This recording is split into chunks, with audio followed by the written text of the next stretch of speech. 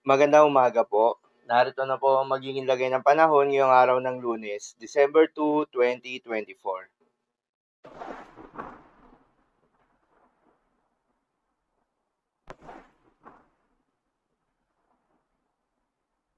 Sa kasalukuyan na tayong sa pag-asa, patuloy na nakakaapekto itong shear line o yung salubungan ng malamig na hangin at mainit na hangin sa may southern Luzon. Dahil dito asahan yung maulap na kalangitan na may kalat-kalat ng mga pagulan at thunderstorms. Habang yung northeast monsoon o hanging amihan naman ay nakakaapekto sa nalalabing bahagi ng Luzon. Intertropical Convergence Zone naman o ITCZ ang nakakaapekto sa ilang bahagi ng Mindanao, particular na sa may southern Mindanao, pati na rin sa Palawan area. Dahil dito asahan rin yung maulap na kalangitan na may kalat-kalat ng mga pagulan at thunderstorms. Habang sa nalalabing bahagi ng ating bansa, asahan naman yung generally fair weather condition maliban lamang sa mga panandaliang buhos ng ulan, lalo na sa hapon o gabi, dulot ng mga localized thunderstorms.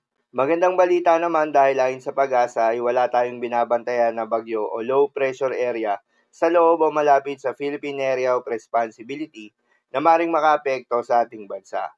Ngunit pinaghahanda pa rin tayo ng pag-asa dahil ayon nga sa inilabas sa datos ng pag-asa para sa buwan ng Disyembre, posibleng isa o dalawang bagyo ang pumasok o mabuo sa loob ng Philippine Area of Responsibility at ang mga bagyong ito ay most likely mga landfalling.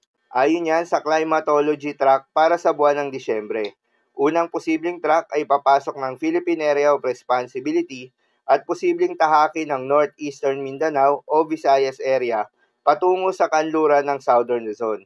Ang ikalawang track naman ay tahakin nito ang Central Luzon patungo sa Northern Luzon, ngunit may posibilidad din naman na mag-recurve itong mga bagyo at manatiling malayo sa anumang bahagi ng ating kalupaan.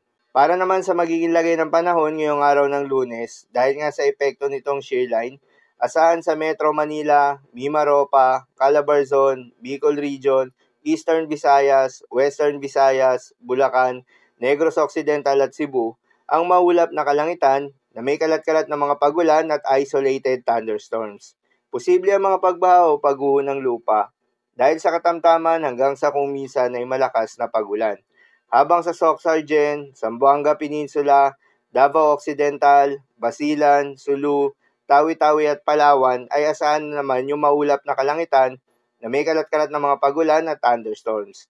Dulot naman yan ng ITCZ. Posible rin ang mga pagbaha o pagguho ng lupa dahil sa katamtaman hanggang sa kung minsan ay malakas na pagulan. Habang sa Cagayan Valley, Cordillera Administrative Region at Aurora ay asahan naman yung maulap na kalangitan na may kasamang mga pagulan. Dulot naman yan ng northeast monsoon. Posible rin ang mga pagbaha o pagguho ng lupa dahil sa katamtaman hanggang sa kung minsan ay malakas na pagulan. Habang sa Ilocos Region at nalalabing bahagi ng Central Luzon ay asahan naman yung bahagyang maulap hanggang sa maulap na kalangitan na may kalat-kalat na mga mahihinang pagulan. Dulot pa rin yan ng northeast monsoon. Habang sa nalalabing bahagi naman ng ating bansa, ay asahan naman yung bahagyang maulap hanggang sa maulap na kalangitan na may kalat-kalat na mga pagulan o thunderstorms. Dulot naman yan ng mga localized thunderstorms. Posible rin na mga pagbaha o pagguho ng lupa during severe thunderstorms. Madalas, nabobo ang mga thunderstorms na ito tuwing hapon o gabi na nagtatagal ng 1 hanggang 2 oras. Kaya naman ingat sa mga posibleng banta ng pagbaha o pagguho ng lupa. Para naman sa magiging lagay ng mga dagat baybayin, ayon sa pag-asa ay may nakataas pa rin na gale warning sa mga seaboards ng Isabela, Northern Aurora, Northern and Eastern coast ng Polillo Islands, at Northern and Eastern coast ng Catanduanes. Dahil pa rin yan sa epekto ng Northeast Monsoon o hanging amihan.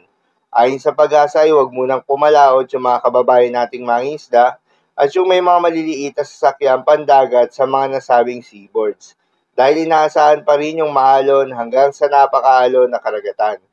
Habang sa nalalabing seaboards ng ating bansa, ay asahan naman yung banayad hanggang sa katamtaman ng mga pag-alon. Ngunit pinag-iingat pa rin yung mga papalaot, lalo na kung meron tayong offshore thunderstorms activity, asahan pa rin yung tsansa ng malalakas na hangin at kakibat nito ang bahagyang pagtaas ng mga pag-alon. So, yun lamang po para sa lagay ng panahon ngayong araw ng Lunes. Keep safe everyone.